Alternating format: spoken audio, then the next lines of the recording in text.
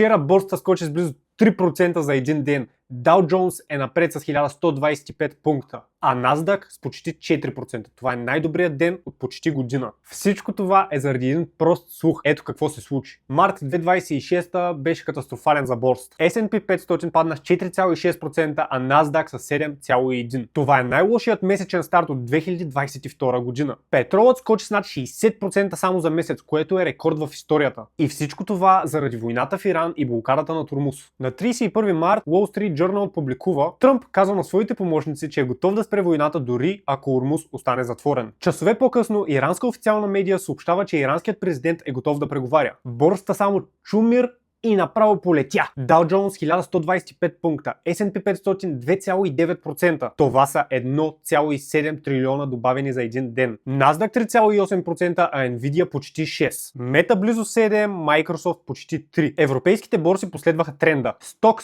600 е нагоре с 2,4%. И най-накрая петролът падна под $100 за първи път от седмица. Важното обаче е, че борсата се е вдигнала само заради един слух. Не е заради сделка. Иран продължава да отрича преговори. Войната продължава, Ормуз е затворен. Тази вечер Тръмп ще се обърне към нацията. Ако няма примирие, най-вероятно борсата ще се рухне надолу. Стефанов без филтър. Тази вечер Доналд Тръмп говори. Утре ще знаем дали това, което се случва, е реалност или е просто капка надежда. Абонирайте се!